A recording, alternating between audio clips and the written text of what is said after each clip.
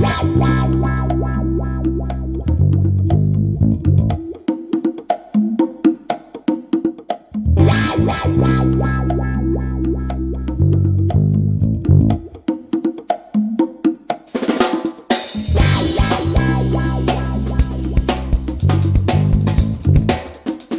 up, everybody? Jay Miller here, bringing another Productivity in Tech podcast. And this week, we have Mike Schmitz on the line with us. Now, Mike is a podcaster, productivity professional, and faith-based productivity coach. Now, I know before we jump into it, I mentioned this in the show as well, but yes, I am a Christian. Yes, I have Christian beliefs, and I live by those Christian beliefs. But I don't want people who are not Christians to feel like this episode is not for you. It absolutely is. We, in fact, don't really talk much about the Christian aspect of Mike's practice at all. For those that don't know, Mike is a father of 5. He went from working in a family business to working with one of the largest productivity companies in the world, that is Asian Efficiency, to now venturing out and doing his own thing with faith-based productivity. And he's also a podcaster where he podcasts with Bookworm with Joe Bulig, and on the Focus podcast for Relay FM with David Sparks. Now, I'm sure you've probably heard a couple of those names in there, all in the past before.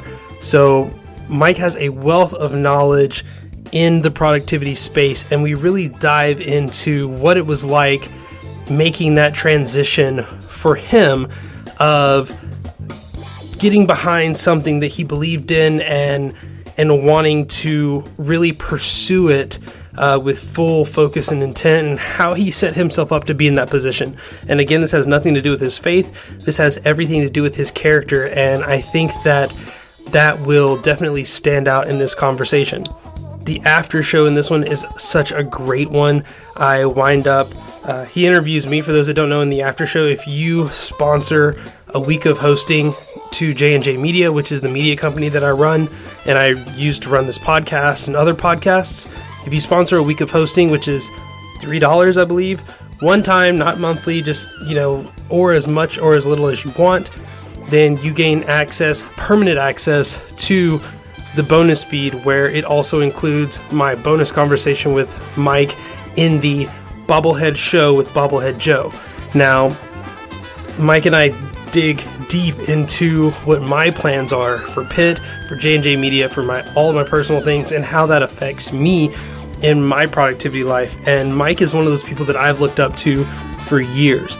So to have someone that I looked up to for so long interview me and ask me questions that will help eventually put me in the same position that he's in, it was really valuable to me, and I hope that it's valuable for you. So if you're interested and want to learn more about that, you can go to the link in the show notes that says support this podcast.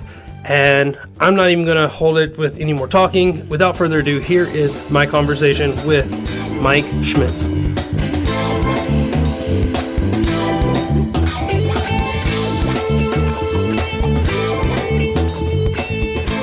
I'm sitting here with Mike Schmitz. Mike, how are you doing today?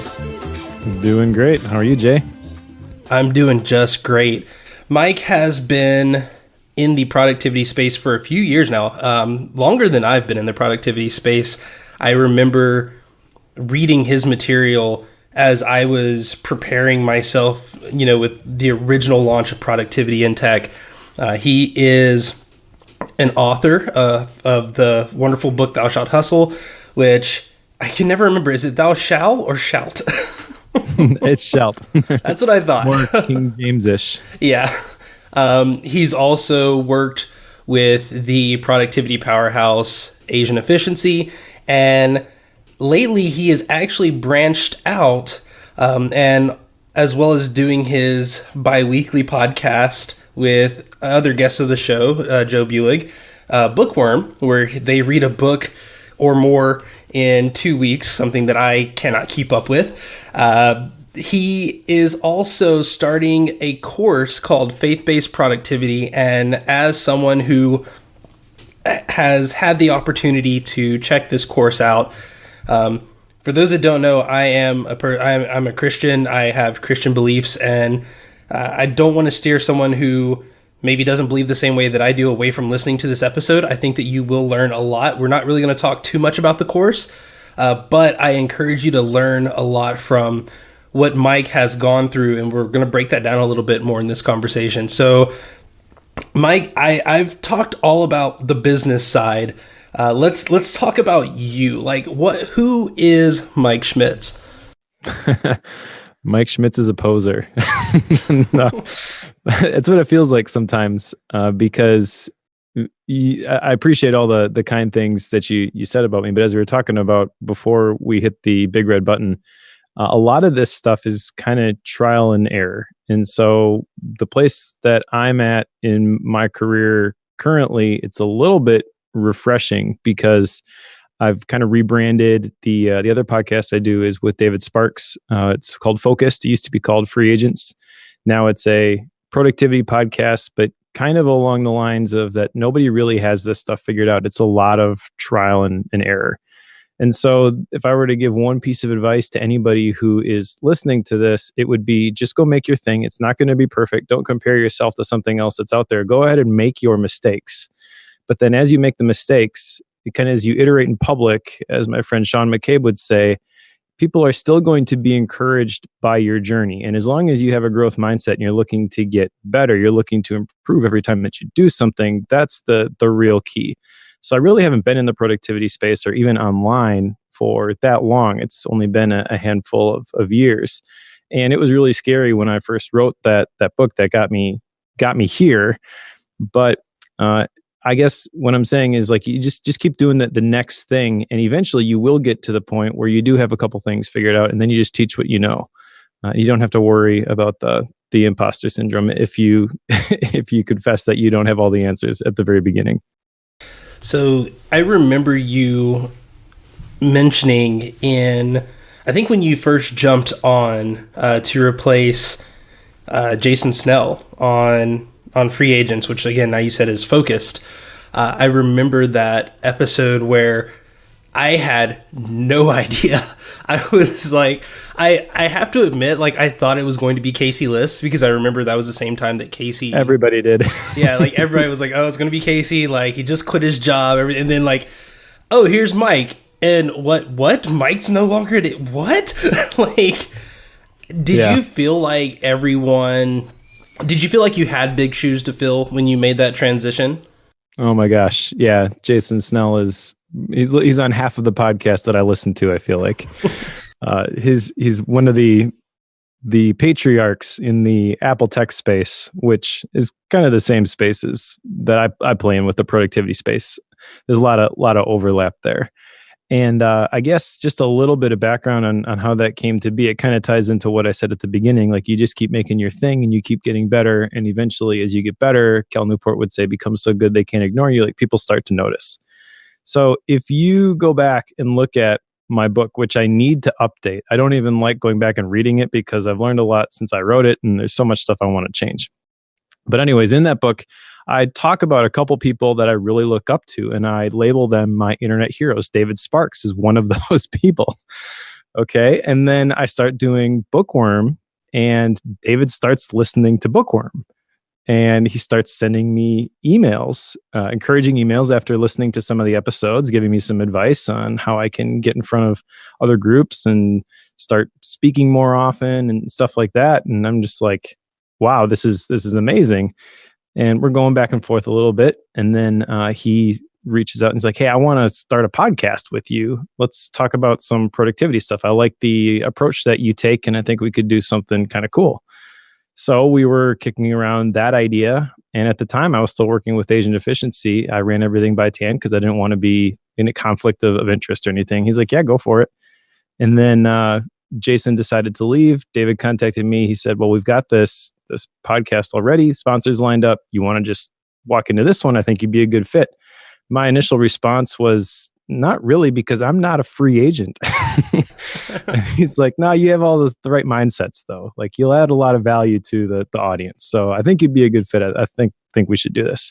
Okay, sure. We'll give it a shot, And then, so I guess, long story short, I'm no longer with Asian Deficiency, and I don't want to get into details, but it was not my choice. It caught me by surprise. And at the end of the year, since I'm no longer with Asian Deficiency, we're talking about the Focus podcast, or Free Agents, and realizing that a lot of the people that listened to it weren't free agents, but they listened to it anyways, and they liked the stuff that we talked about. We kind of thought, well, maybe we should appeal this to a broader audience. So that's kind of how we morphed it into Focus. And I'm pretty proud of the episodes that we've released so far. And now, like, David's a friend of mine. He's been very encouraging. He's given me a lot of advice during this transition period. But if you go back to the beginning, and if you were to tell Mike at the beginning, you're going to become a podcast co-host with David Sparks, like, I'd tell you were crazy, because I couldn't see the way that could happen. I didn't see the path forward to that point. But you don't need to see the whole path. You really just need to start doing your thing, and you need to constantly ask yourself, what's the next best thing? And that may take you in some interesting directions, like it did me. So I definitely have enjoyed the Focus podcast, and the one about email was crazy, because I think I haven't argued with you or David as much as I have in my own AirPods during that episode.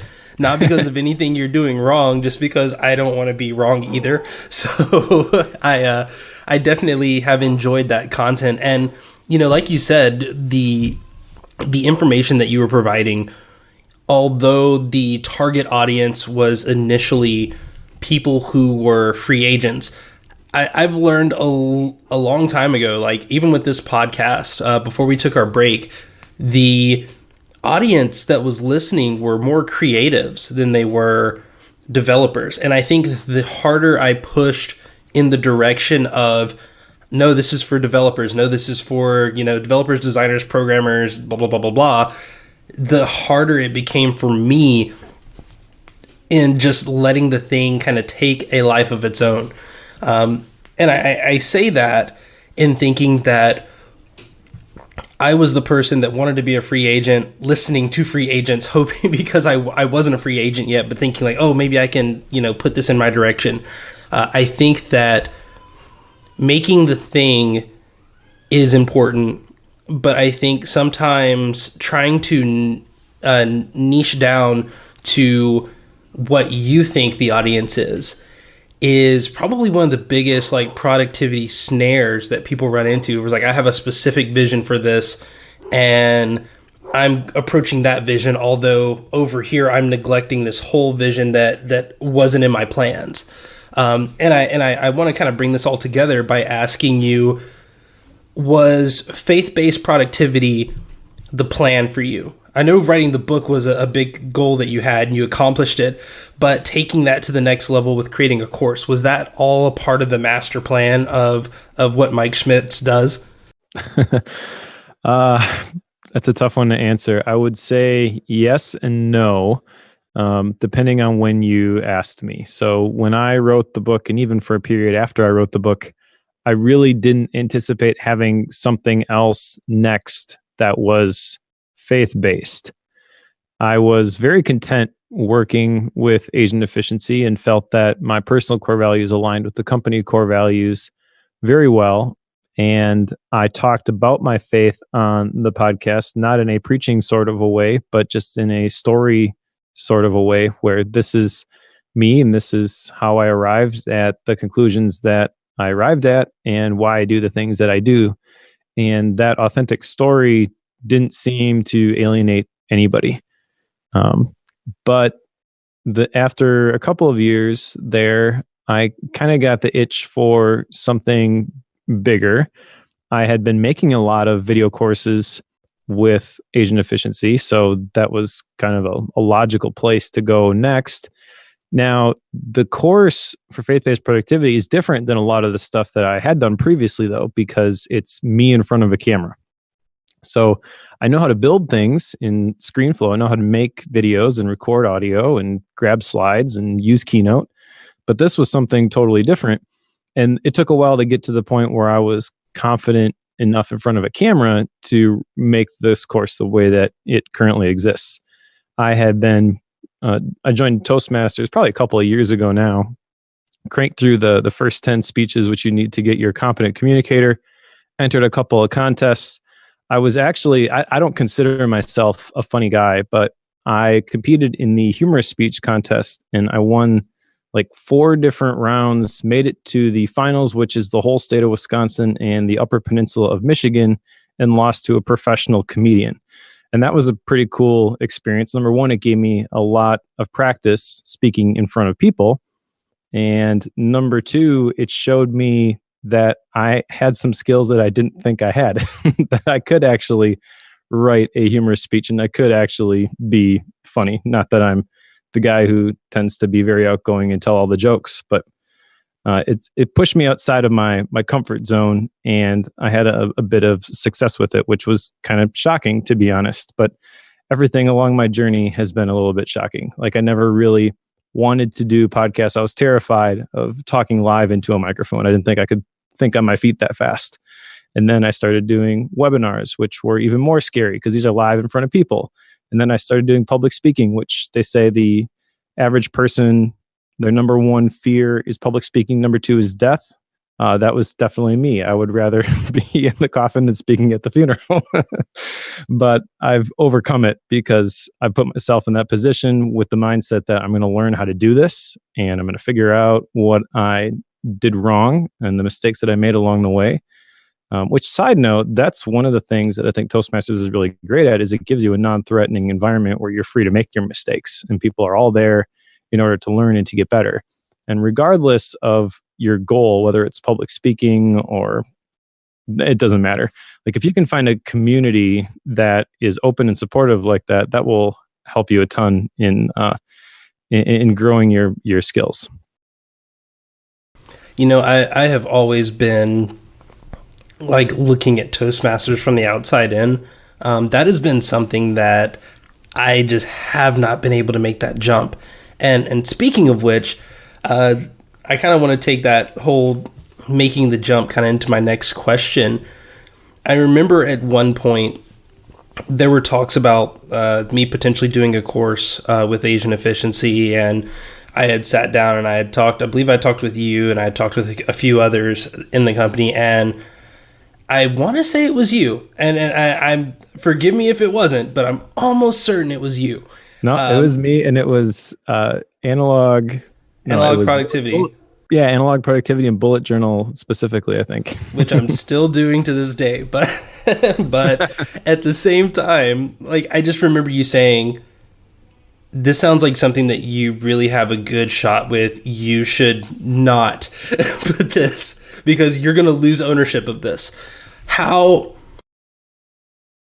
when something like faith-based productivity, obviously it has a spin of you are doing things because you are ordained by God to do those things. How important is it that it is you doing that thing? How important is it that Mike is fulfilling faith-based productivity and Mike isn't supporting someone else doing faith-based productivity? How important is that for you? Well, for me personally, it's extremely important because this is kind of the thing for me. If you were to uncover your own purpose, the reason that you are here on this earth, like, that's going to provide the motivation, and it's going to be the why behind everything that you do. I've always kind of considered my Christian faith to be like the spiritual why behind all the productivity things. I think productivity and stewardship, which is a concept from Matthew 25 and the parable of the talents, that those are very closely related. But to make your question a little bit broader to anybody who happens to be listening to this right now, it is extremely important that you do the thing that you are supposed to do rather than support somebody else who's doing the thing that you are supposed to do. I'm currently reading a book by John Maxwell, Leadership, and he has a quote in there from Phillips Brooks, who is a 1900s preacher who wrote actually the hymn, "O Little Town of Bethlehem." And he said, "Sad will be the day for every man when he becomes absolutely contented with the life he is living, with the thoughts that he is thinking, with the deeds that he is doing, when there is not forever beating at the doors of his soul some great desire to do something larger, which he knows that he was meant and made to do. So my personal belief is that everybody has that thing, and you won't find it until you really start asking the right questions and start looking for it. But once you do find it and you connect to it, that is going to be the most fulfilling thing that you could ever do. I love that. And I think that is something that I have struggled with because I've always been a big idea person. I've always wanted to, I never want to build a single statue. I want to build the Empire State Building. I don't want to, I don't want to write a blog post. I want to, publish a book. And for me, it's always a matter of getting in over my head. If you look at the parable of the talents, one person got, 5 or 10, one person got 5, one person got 1. I've never considered myself a 10 talent person. Some people might put that on me. I ask that they don't, because I don't know if I can handle it. But at the same time, how do you figure out where you are in that position? How do you figure out, okay, I feel like this is my lane. This is what I'm supposed to be doing. Let me get into that. Or how do you know when maybe you're stepping a little bit outside of your lane and going into someone else's? What has been, I guess, the guardrails for you in this career change and in this decision? Sure. Well, let me address one thing specifically because I forget exactly how you phrased it just now, but you mentioned staying in your lane versus crossing over into somebody else's. And I think there's a difference between doing that and doing something that you feel you shouldn't be doing just because somebody else is doing it better. I personally believe that there is more than enough success for everyone to go around. And you don't need to view it as a scarce commodity. You don't have to view it as, well, Mike has this productivity podcast that he does with David Sparks, so I guess I better not create a productivity podcast because it's just not going to be successful. There's only so many listeners and they're all listening to that one. All right, so that's a little bit different. The other thing I would say in regards to connecting to the thing that you're supposed to be doing and doing that, like how do you, there's a lot in there. For some people, it could be balancing. I know I'm supposed to be writing, but like you said, maybe I want to write this book instead of writing the blog post. The blog post is the thing that I could do every day, but it's also the thing that I'm just not motivated to do. And that's where a lot of the tactical productivity advice, I think, can come in handy. So number one thing I would say, don't look at it as a project basis.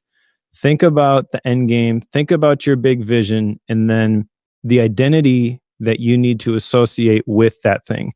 One of the best books I've read in the last year is Atomic Habits by James Clear.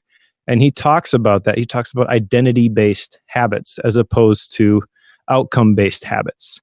With an identity-based habit, you become the person who does the activity that you want to turn into a habit. So let's just talk about your project, Jay, with the book, okay? So you want to become a writer. What does a writer do? They write. It doesn't really matter the form. What matters is that you show up every day.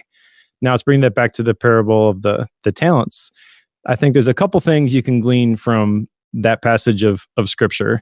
And it's not just from a Christian context. It's really the compound effect. Okay, so at the beginning of this story, there's a guy who's got 5, there's a guy that's got 2, and there's a guy that's got 1. Okay, and the guy who has 5, it says that he went immediately and got to work with it. So I kind of think that at that point in the story, we're kind of joining it in progress. He's qualified himself. He's got enough capacity to handle 5 talents, which talents, by the way, in Bible times, that represents money. And then the guy with 2, again, like he goes and he works it and then he multiplies it. The guy who got 1, he didn't do anything with it.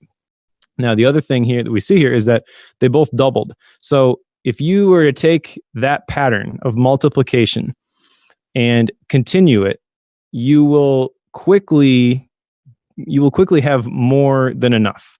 You just have to keep multiplying the talents that you have. If you were to take a penny and double it for 30 days, you've got over $1 million.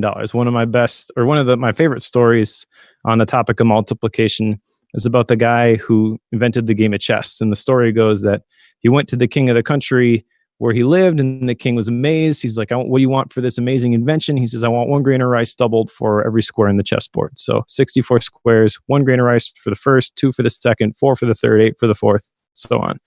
And after a week, he asks the royal treasurer, did you pay the guy? He says, no, we don't have enough on the royal treasury because it's like 9,000 trillion grains of rice.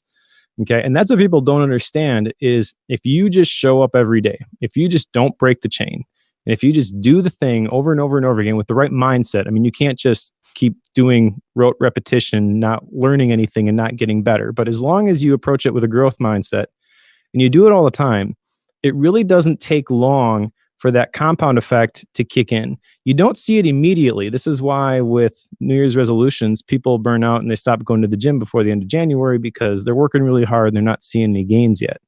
Okay, but if you stick with it, the gains will come and it becomes easier the more that you do it. So that's what I would say to anybody who's listening to this and to you specifically, Jay, is like if you have this vision for where you want to be in the future, identify the thing that you need to do, who you need to become, and then just do that thing over and over and over again. Another thing James Clear says is that every time you do that thing, you're casting a vote for the type of person you want to become. So think about an election. Whoever gets the most votes wins. So if you show up every day and you cast a vote, eventually you're going to win the election and you are going to be a writer. I think that is probably the biggest value there. And especially when you're talking about compounding, just starting at something. I have a client who, is wanting to get into blogging, and they're like, I don't know what the first post is going to be about. And I said, well, what's the second post going to be about? And they're like, oh, well, eventually I want to get to talking about this stuff. So, well, just do that. I'm like, oh, but the first one should be an introduction. And I'm like, oh, why? Because in what world does someone go to someone's blog and say, you know what, I really wonder what this blog is about. Let me go back to article number 1 and see what they talk about in their introductory post. And right. I have to ask, and this will probably be the final question before we jump into the after show, just because I'm excited to field questions from you, because I feel like you're going to really bring the heat on this one. But in that moment, people have such a hard time starting. I know John Acuff just finished a book. One of my favorite books was Start, and the other one was Finish. So for me, I love the idea of just jumping in and going into it. Was that something that you struggled with going onto this journey into becoming an independent creator? Did you have any trouble getting started or dealing with those first few days? Yeah. Well, it's a constant struggle, to be honest. And by the way, John Acuff's next book is Do-Over. So once you start and you finish and you mess it up, you get to try again. And I think that's really the pattern. And to be honest, like with faith-based productivity, like I mentioned at the beginning, this is kind of outside my comfort zone. This is not something that I've done before. I am nervous about putting this out into the world. I believe that it will be good. I have made it the very best that I can do, but at some point, like you have to trust that it's going to be good enough and people are going to benefit from it. And that's really scary when you're unsure about it. If you've done something a bunch of times, you kind of know what the expectations are. For example, if I record a podcast episode at this point, I kind of know whether people will really like it or if they're not going to get that much out of it. At least the audience that I typically speak to. I know what they're looking for, so to speak, but you don't always know what people are looking for. And that can be really scary. That's when you really gotta dig deep and you gotta go back to your main reason for why you're doing the thing that you're doing.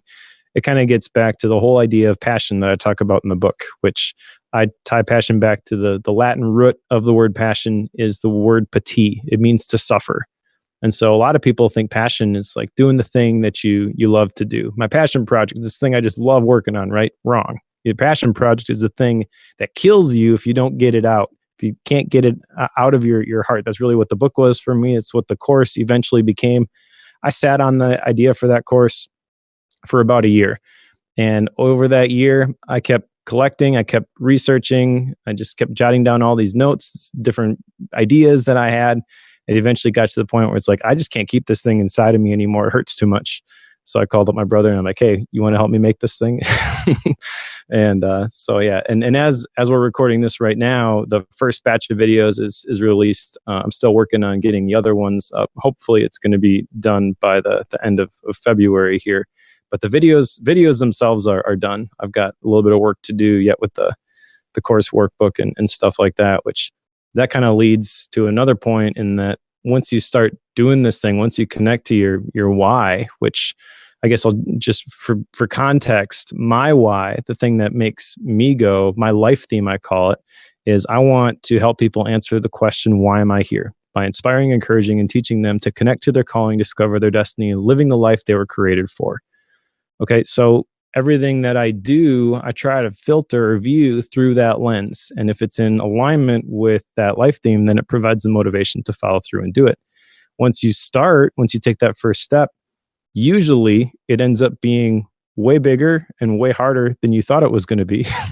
But if you believe in the vision and you've got the motivation, you've got a strong enough why, then you can follow through and you just keep taking one step after another. And eventually you get to the final destination. That reminded me of in Elizabeth Gilbert's book, Big Magic. She talks about the idea of inspiration being kind of that thing that is fleeting. And I know that she takes it from the original idea, the Greek idea of, inspiration was like your muse was a thing. It was this spirit that it was either with you or it wasn't. And if you didn't have it, if it wasn't there for you, then you wouldn't be inspired to create. You wouldn't be able to do these things. And she likened it to the idea of it's like a friend that comes in the wind. It might stop by and say hi. It might, you might see it, but then it disappears again. But you have to do your best to put yourself in the position to be where it's going to be. You're going to have to do things that aren't going to be inspiring just because inspiration might come out of it. And that's one of the things that I do with these conversations. Last year was very tough for me. Giving up the Pit podcast was tough for me. And I just remember being in that position of like, I need this in my life because there are so many wonderful people who are there to inspire. Like, I feel like they can inspire me. And if they inspire me, I know that they can inspire someone else.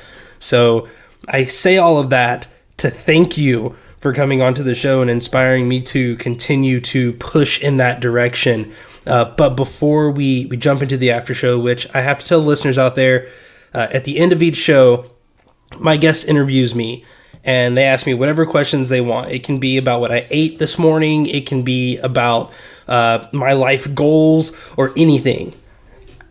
As someone who has looked up to Mike and has kind of watched the journey that he's taken for a few years now, I am excited to hear more from him in regards to my life. I'm excited to hear him speak into my life. And I think if you are not listening to his podcast, if you're not, listening to his course, if you are wondering what you are supposed to be doing, if you are struggling before you even sign up to be one of my coaching clients, listen to him because he has this ability to just kind of get you motivated and amped. I got like 5 blog posts out of this conversation and it's only been 30 minutes. And I've been like trying to write them all down I have to keep muting my mic to like write each idea down. And like, okay, when I was interviewing Mike Schmitz, so definitely, learn how to support us. It's in the show notes. I'm not going to rally on about that, but Mike, please tell everybody where they can see all the things that you're doing and where they can reach out to you if they want to be as inspired as I am. Well, thank you for the kind words. The course is at faithbasedproductivity.com. And as I mentioned, I'm still putting the finishing touches on it, but it's going to be released very shortly. I do have a special pre-order until the course is 100% done. So the base course I am selling, it's got 22 videos. It's like 3 or 4 hours of content, and then the course workbook that goes along with it. Some resources like my daily planning template, planning your perfect week, the wheel of life, all that kind of stuff. And that is $197. I am currently selling that with the personal retreat course, which is another course that I put together on the whole topic of hosting your own personal retreat. One of the things that has really allowed me to execute on my 12-week year goals for the last several quarters. And also a coaching call with me. And that package would normally be $347, but that's discounted. It's $197 until the course is officially launched. So you can find that at faithbasedproductivity.com. And then I've got a couple other podcasts. We mentioned them today. Bookworm is the one that I do with Joe Bulig, where we read a self-development or a productivity type book every couple of weeks. That's at bookworm.fm. And then Focused is the productivity podcast I do with David Sparks, which is about more than just cranking widgets. That's at relay.fm/focused. And you can find links to everything else that I might happen to be doing online at MikeSchmitz.me.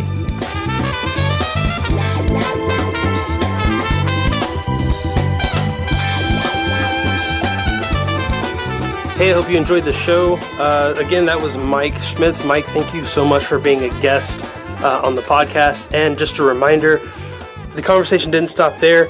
We had to jump on the Bobblehead Show with Bobblehead Joe. That was my interview, or I guess Mike's interview with me, talking about my goals that I had, a little bit about my background and how I got to the point that I am today. I know that I often talk a lot about that stuff, but this one kind of went into a little different area of that whole origin story. And I'm happy to say I really enjoyed the conversation that I had with Mike. The second time I've chatted with him in this capacity, and I know that there's going to be plenty of more conversations that I have. In fact, I'm going to be one of his coaching clients in the faith-based productivity course. So if that is one of the things that you are interested in, you can go to faithbasedproductivity.com. I don't get any, kickback for that or anything like that. I really think I've been following the course. I'm about 3/4 of the way through it. I've really enjoyed the content that Mike's brought. I've learned a lot. I'm hoping to continue learning a lot. And like he said, if you sign up now and you pre-order, you also get access to the personal retreat course, which is, I haven't checked it out yet, but I have been told by a few people that it is very, very impactful and helped change the way that they thought about themselves, their career goals, and ultimately their productivity. Now, if you want to catch the bonus show, be sure to head over to the link in the show notes. That's at our Ko-Fi page, ko-fi.com/J&J Media. And while you're there, check out some of the other shows that I'm on. Ask a Brit. I know I've been sick this week, so we're taking a break for this week. Only this week, don't worry. There should be more shows coming up. But that's going to do it for this week. I'm already excited for the conversation that I have coming up next week. Once again, thanks to Nadir Omawali for the use of his music, a hustler in spite of myself for the intro and outro music. And if you are not yet subscribed, hit the subscribe button in whatever podcast player you are listening to. And if you have any comments, thoughts, let me know. I'm on Twitter at KJAY Miller, all one word. And of course, you can always follow Productivity and Tech on Twitter at prod_in_tech. Once again, thanks to Nadir. Thanks to Mike. Thank you personally for listening. And for the Productivity and Tech podcast, I'm Jay Miller, and I hope we've been productive. I'll see you next week.